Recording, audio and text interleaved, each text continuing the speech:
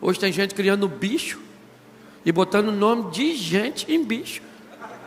Esse dia uma dona falou comigo que o Antônio, eu achei que uma pessoa era o cachorro.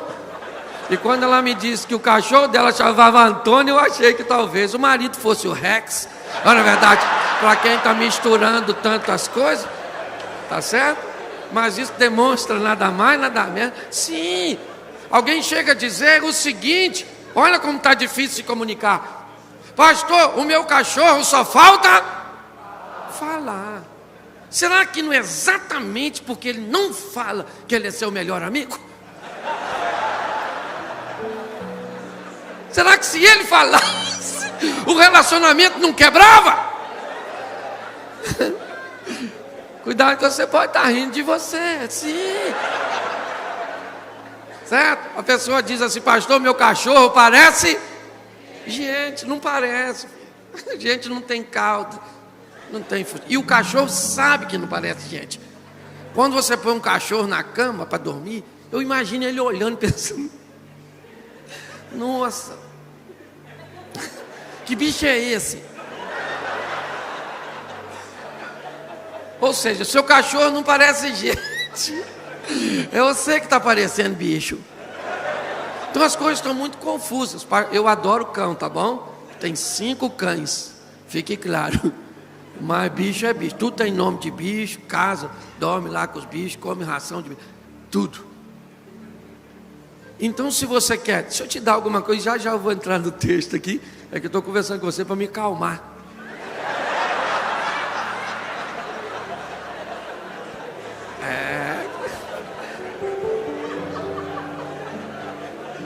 Escute só. Se você quer se comunicar bem, estabeleça a sua comunicação em 4 fundamentos. Primeiro fundamento: se você quer ser ouvido, e principalmente do material que você vai usar, nunca negocie a palavra de Deus. Não interessa quem está te ouvindo. O importante é quem te mandou falar. Você está entendendo? O segredo do sucesso de quem fala: em primeiro lugar, você quer comunicar a palavra de Deus, não negocie, não dê um jeitinho, não mexa no negócio, faça como Deus falou. Quem quiser escutar, escuta. O Pedro foi tentar melhorar o ambiente, porque Jesus estava dando uma palavra e o povo estava indo embora, e Pedro falou: Jesus, espera aí, dá uma melhorada no negócio aí, pô. Jesus falou: Pedro, tá afim de ir embora não? Essa tradução é minha, ok? Ô Pedro, ele falou: nossa, tá nervoso para quem? Eu estava só dando uma sugestão. Jesus falou que é porque Jesus não tinha problema com isso. Ele entendia perfeitamente sua missão. Ele era capaz de chamar alguém que estava traindo de amigo e alguém que queria interceptar sua missão de inimigo. Porque para Jesus, amigos são todos aqueles que nos aproximam de nosso destino, e inimigos são todos aqueles que tentam nos afastar dele. Não interessa quem seja. Mas Pedro, certo? Viveu coisas extraordinárias com Jesus. É verdade. Mas a maneira cuja qual nós precisamos nos comunicar, primeiro não negocie a verdade. Onde você for, pecado é pecado em qualquer lugar, meu filho. Esse dia, me desculpe, alguém estava discutindo comigo a questão de beber. E eu sou meio radical no que diz a isso, até porque a gente trabalha com família, sabe, né? Violência doméstica, então abusos, tanta coisa começa por causa da bebida, são acidentes de trânsito. E aí a pessoa estava discutindo muito comigo, que às vezes você toma só um negocinho e fica até mais esperto. E eu perguntei: rapaz, quantas doses de uísque você gostaria que o piloto de avião que vai pilotar a aeronave, que vai levar a sua família para a Europa, tomasse para ficar mais esperto? Quantas doses de uísque você gostaria que o cirurgião que vai operar o cérebro de seu filho, numa cirurgia muito delicada, tomasse para ficar mais esperto?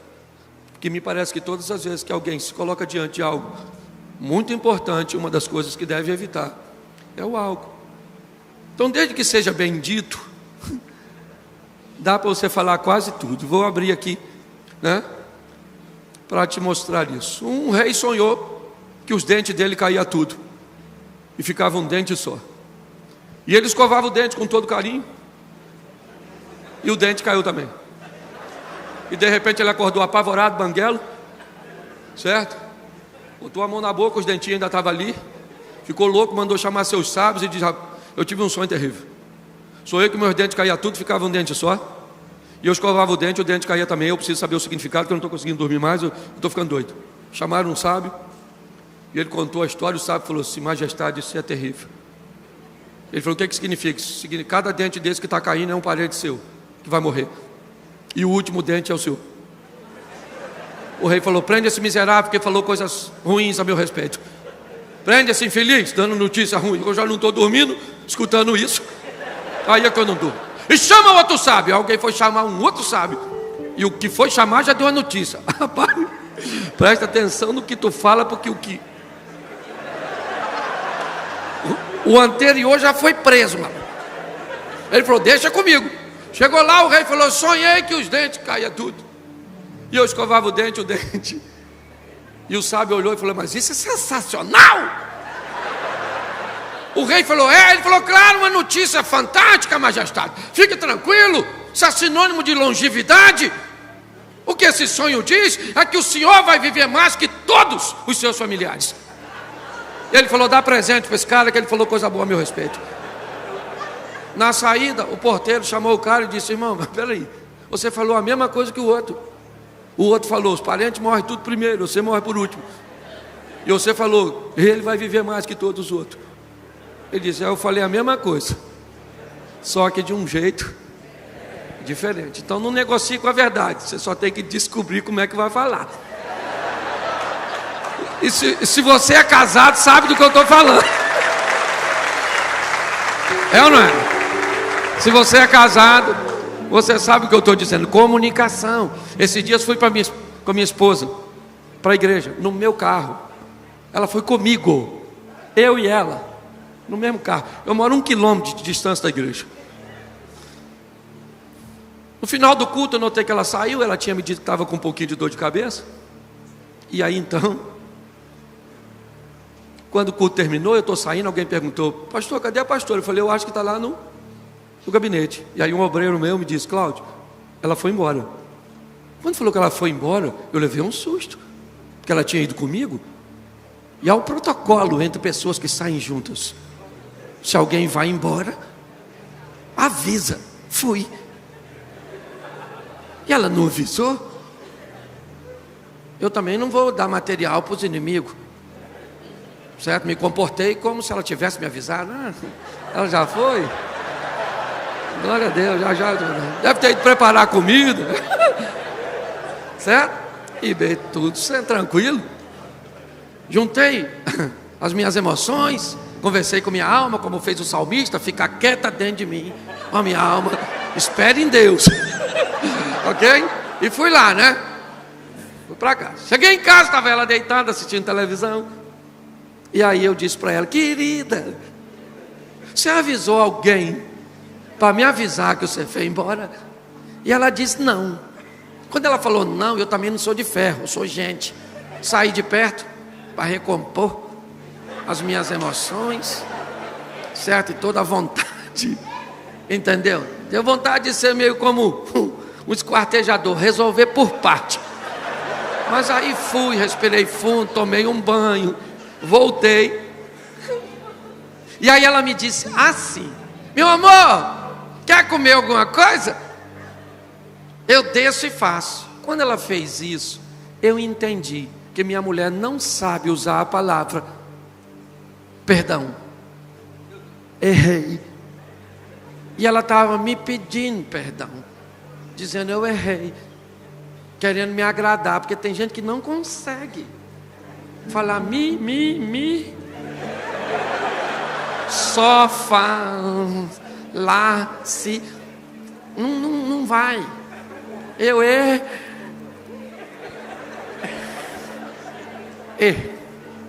Quando eu notei que ela estava pedindo perdão, eu falei: querida, estou com uma fome danada, desce, passa um bife frito, uma batata, faz uma salada, eu quero também uma sobremesa, e faz o suquinho, porque se é para ser perdoado, eu quero ser perdoado com vontade.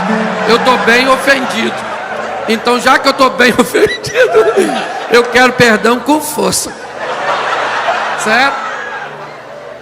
A contragosto, que eu sei, conheço a peça que eu tenho, 30 anos casado, parece que eu peguei perpétua, é ou não é verdade? Porque casamento é quase regime semiaberto. Você sai para trabalhar de manhã, volta de noite, uma visita íntima lá, uma vez ou outra, certo? A coisa é quase a mesma.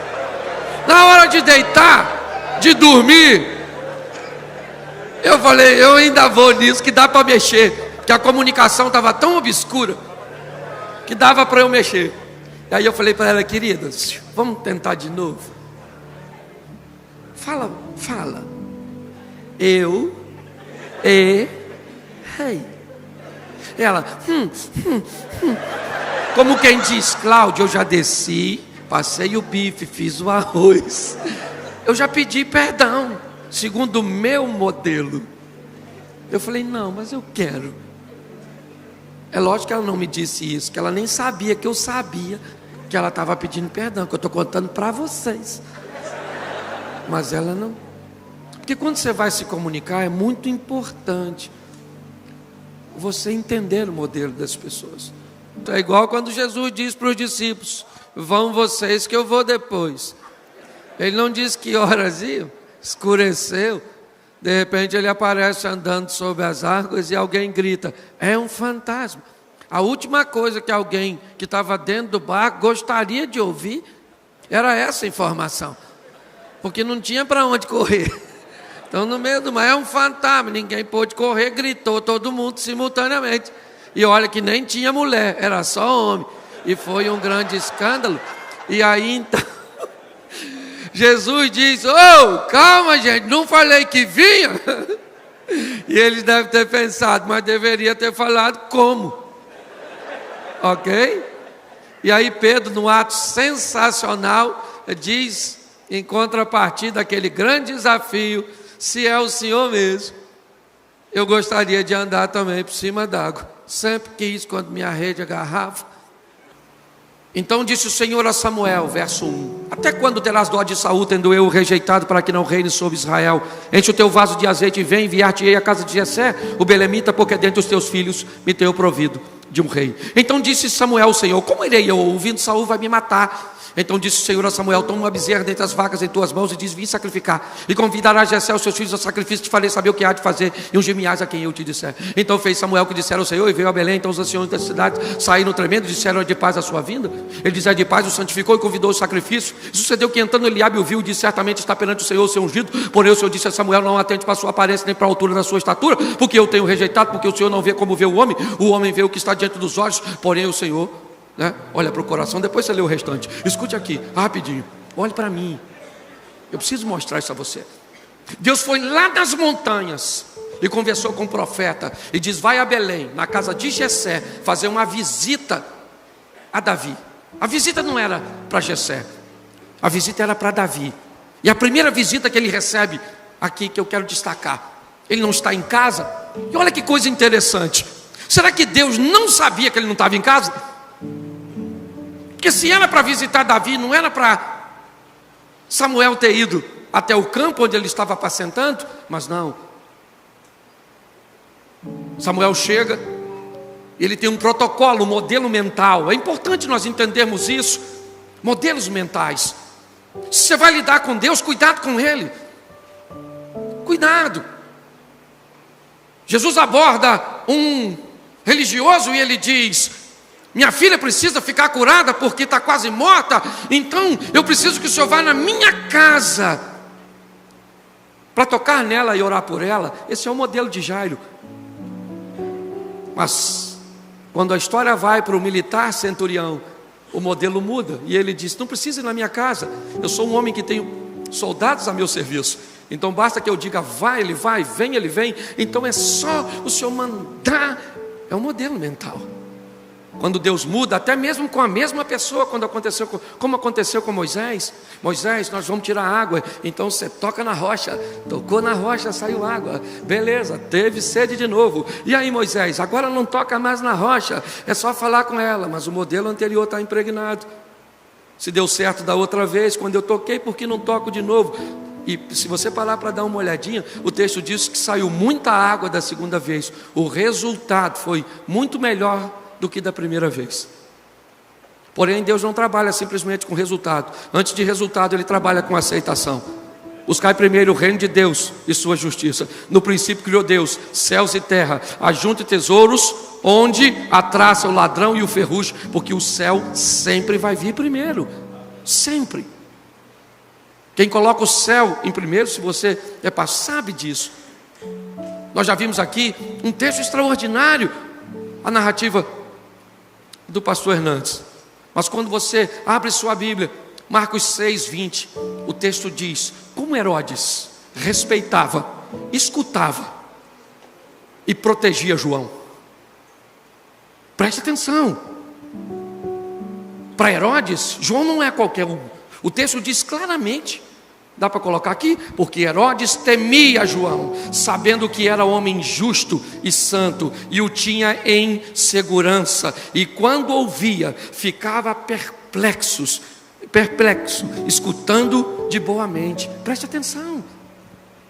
Quem era esse cara? Ele era um governador. Lembra quando José sonha com sol e lua e estrelas? Há algumas direções nesse texto: governo de dia, governo de noite. Coisas boas estão acontecendo, está tudo legal, está bem, governe sua vida. Estava de dia, aniversário de Herodes, provavelmente bebeu um pouquinho, é verdade. E o governo, ele entrega na mão de uma menina. Preste atenção, porque tem gente que não sabe governar quando as coisas melhoram, perde o governo.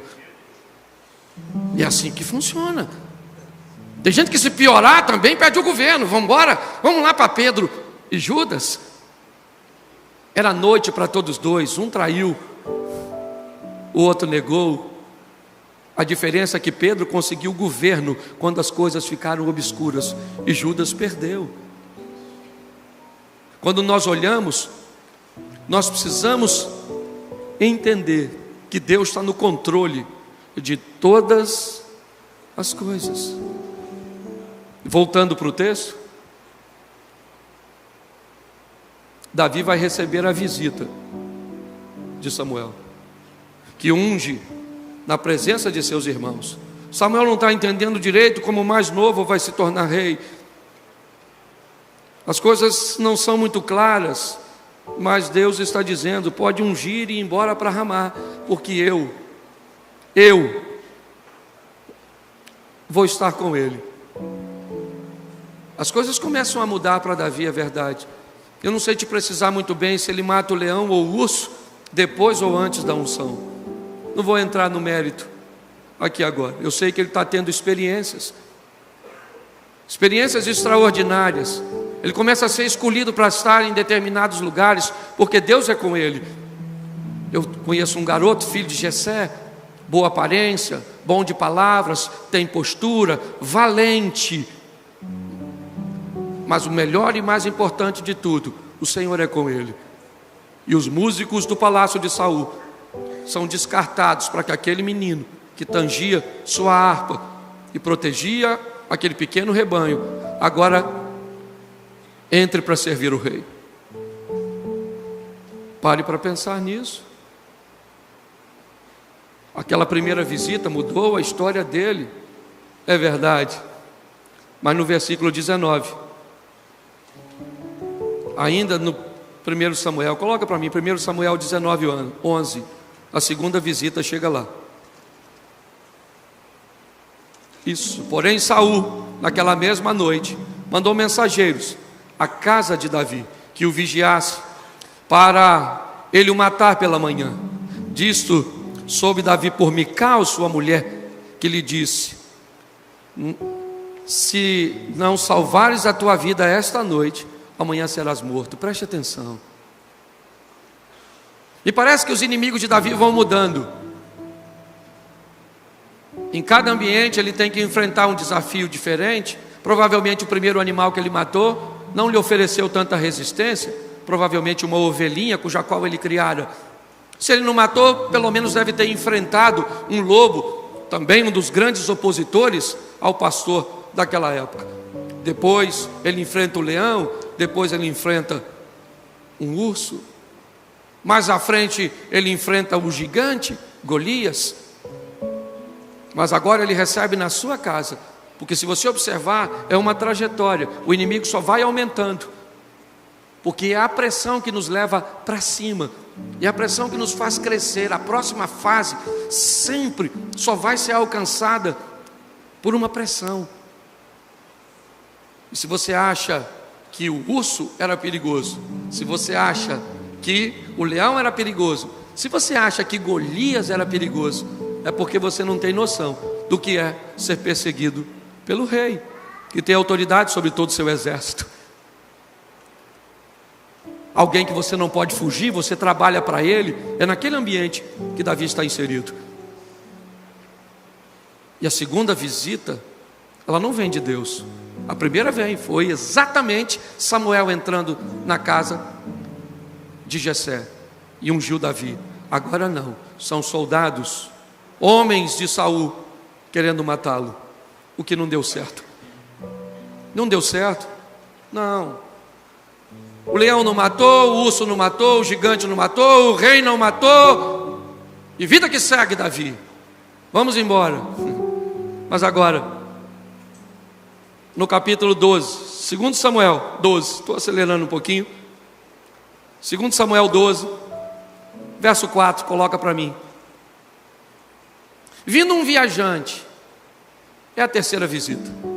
Vindo um viajante ao homem rico, não quiseste tomar das suas ovelhas e do gado para dar de comer ao viajante, que viera a ele, mas tomou a cordeirinha do pobre e a preparou para o homem que lhe havia chegado. Preste atenção.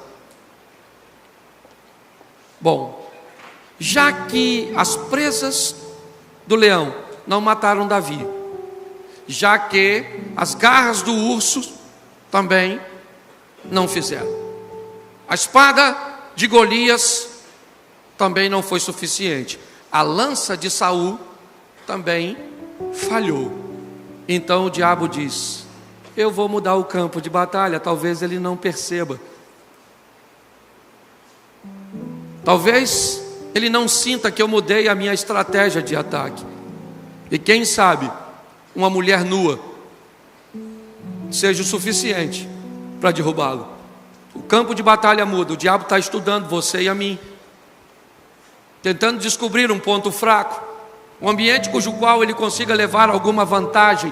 E sabe o que é mais interessante? O capítulo 11, 2 Samuel, não fala nada disso. Diz apenas que no tempo em que os reis saíam à guerra, Davi envia Joabe, seu sobrinho, certo? E todo, ou uma boa parte de seu exército, e eles estão vencendo a batalha. Porém Davi ficou em Jerusalém.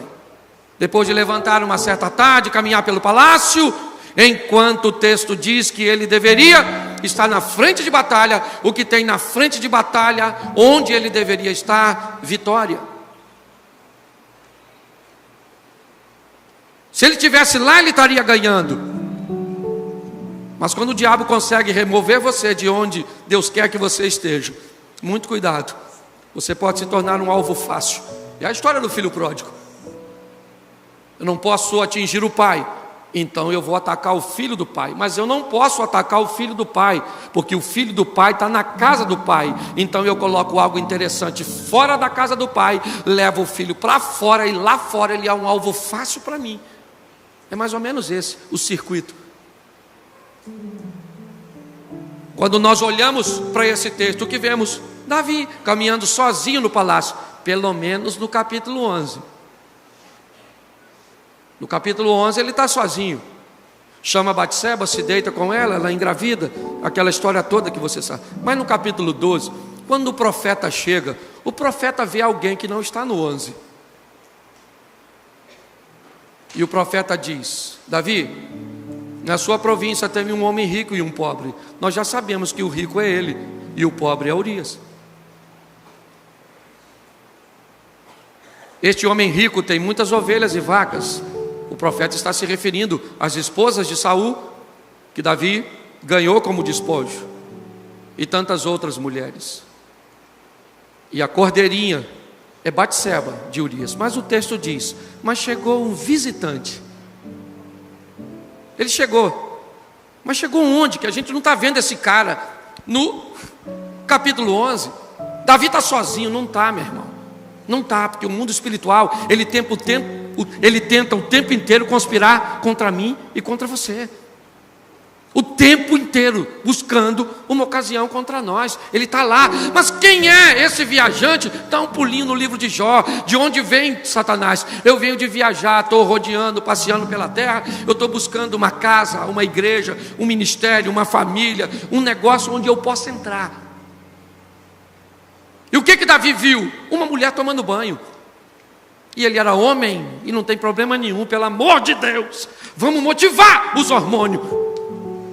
Mas não esqueça que hormônio e demônio são duas palavras muito parecidas. Quando você sente, você nem sabe de onde vem. A dona está tomando banho, pelada. Aliás, até hoje eu não sei se Davi foi para a sacada porque ela estava tomando banho, ou se ela foi tomar banho porque o rei estava lá. Também não quero me envolver em fofoca. Deixa quieto. Certo? Está ela tomando banho, Davi viu, e os hormônios... Gente, tem algo de errado em ele ter desejo? Sim ou não? Sim ou não? No Velho Testamento, se fosse no Novo até tinha, né? Se você olhar, já pecou. Jesus lascou a gente. Mas lá era só se fizesse. Então ele olhou a dona, gostosona, tomando banho. Davi falou: maluco, caraca, que mulher maneira, mano. Vou pegar ela. Ele tinha um montão de mulheres, sim ou não? Sim ou não? Ele podia fazer sexo com ela, já que ele ficou excitado? Podia ou não podia? Mas por que ele não fez? Porque o profeta diz que a fome não era dele, era do viajante.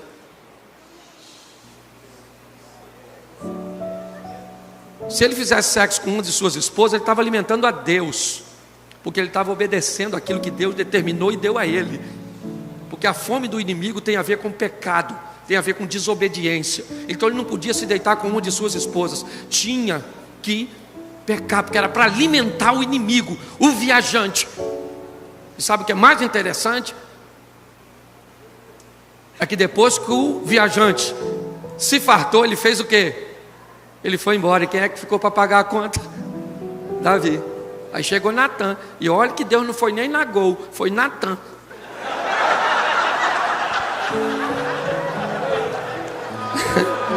Foi Natan, né? Agora é Natan. Foi Natan. Ele falou: Natan, vai lá, porque Davi gosta de uma historinha. Então vamos usar com ele o mesmo método que ele está usando. Chegou lá, e cadê o viajante? Foi embora. Para onde? Para nossa casa. Às vezes, gente, às vezes eu encontro ele lá em casa.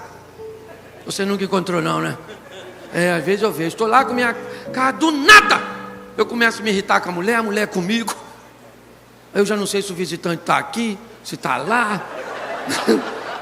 Certo? E eu falei: ele está aí. Esse miserável está aí.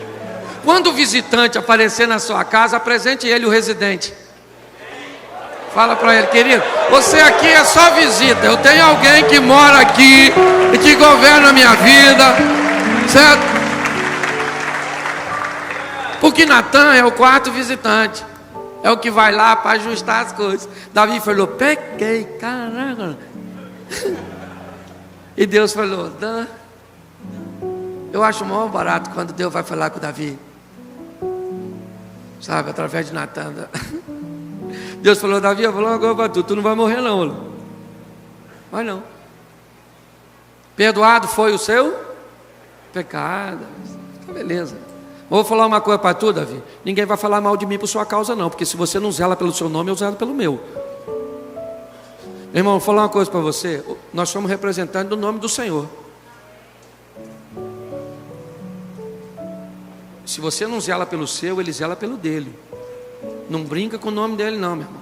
Quando eu cheguei com bom humor, contando piadinha, todo mundo esperava que era só uma questão de tempo até eu estar envolvido num escândalo. Com droga, com dinheiro, com mulher. Já faz 30 anos, louvado seja Deus. Não que eu já não tive vontade, tive, abre o meu coração. Já tive umas donas esquisitas, maluco. Uma vez eu fui num evento, uma dona beijou eu aqui, Josué. Maluco, parecia aquela nave do Cabo Canaveral da Flórida. Eu olhei para ela e falei, maluca, a senhora não tá pura não, tem alguém dentro da senhora aí, hein? Aí ela ficou toda sem graça, sim, porque às vezes a gente faz besteira. Esse dia eu fui pregar numa cidade, não vou falar o nome, porque o pessoal aqui vai para longe. Eu posso falar, porque senão não vai fazer sentido. Eu fui numa cidade chamada Castelo, no Espírito Santo. E aí eu perguntei por que a cidade tinha esse nome. E aí me explicaram, porque ela era cercada e as montanhas tinham assim, um sentido de muros. E aí eu, com o microfone na mão, num ginásio, falei, gente, eu estou aqui desde cedo e ainda não vi a princesa. Menino, acabou a reunião, as princesas começaram a aparecer. Uma deu um apertão assim no meu braço, falou assim, pastor, o senhor não queria ver a princesa? Eu não gosto de culpa, eu gosto de responsabilidade. Entendeu? Para mim, culpa, todo mundo que sente culpa precisa de uma desculpa. Todo mundo que tem responsabilidade precisa de uma solução. Quando eu olhei, falei, brinquei com o que não devia. Tá a dona me perturbando. Aí eu olhei e já gritei alto. Aí, gente, já chegou a primeira princesa. Vem cá. E nem era não. Tava bagunçado, até elogiei. Tava mais para Fiona, mas beleza. Vamos lá. Deixa eu falar uma coisa para você. Entenda que Deus trouxe você aqui para falar com você, certo? Do jeito rebuscado. Que tem coisa que o Hernani falou que eu só vou entender daqui uns 15 dias.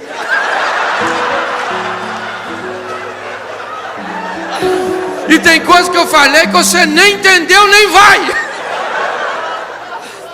Então quero que você entenda que a grandeza do Evangelho é essa. Agora, entenda uma coisa: um só Deus, um só Espírito, um só Senhor. Você está entendendo? Não negocia, meu filho, é Ele. Sabe, a gente trabalha com o divórcio. Quer divorciar? Quer. Eu fico pensando nesse pessoal que manda divorcia em casa de novo. Deus não tem problema com o divórcio, termina aqui. Deus tem problema, apesar de abominar o divórcio, o problema é segundo casamento. Casar de novo. Você sabe qual é o motivo de divórcio? Porque a proposta do casamento é não ter rota de fuga, não tem saída de emergência. Veja onde você vai entrar, porque vai dar ruim para sair, maluco. Entendeu? Cadê? Não vai, é até a morte. Então é melhor você falar para seu cônjuge: eu ainda vou sepultar você. E quem manda casar, a casa que pode, vai dar uma confusão na filha do inferno. Pensa, discutir, pô, você veio também? Pô, mas você que mandou eu casar. Pois é, maluco, mas eu também estou aqui. E o diabo falando, calma gente, calma. Vamos deixar essa discussão lá para dentro. Trouxeram uma roupa fresquinha? Que lá dentro está quente. Então você é líder, meu filho. Aprenda uma coisa, pega as ferramentas tudo aqui, leva, monta a sua caixinha, e quando aparecer o problema, enfia a mão lá e tira uma para você. Mas saiba de uma coisa: aquele que te chamou para uma boa obra, ele não te abandona. Então pare de se sentir só. Eu queria que você ficasse de pé agora, fechasse seus olhos. Pode fechar, que ninguém vai pegar nada seu não. Eu quero orar. Só porque eu sou carioca, já acho que eu vou levar alguma coisa. Feche seus olhos, feche. Senhor nosso Deus, muito obrigado pela beleza, ó Pai, da multiforme, pela beleza, ó Deus, do sentido de um evento como esse, de acolher, de ensinar, de divertir, de capacitar obreiros, pastores, lideranças, ó Deus. Quero te agradecer pela vida do pastor Josué, seu ministério, sua casa, sua família. Quero te agradecer, ó Deus, por essa igreja e por essa família que nos recebe, amigos, Ó Deus, quero te agradecer por a vida desses preletores e por muita gente que aqui está ouvindo, que teria muita coisa a dizer se também estivesse aqui. Continua conosco nessa caminhada, ó Deus, nos fortalecendo, porque às vezes nos sentimos como Elias, com a sensação de que ficamos sozinhos, mas o Senhor jamais nos abandona. Continua conosco nessa jornada, ó Pai, que jamais falte conhecimento, que jamais falte revelação,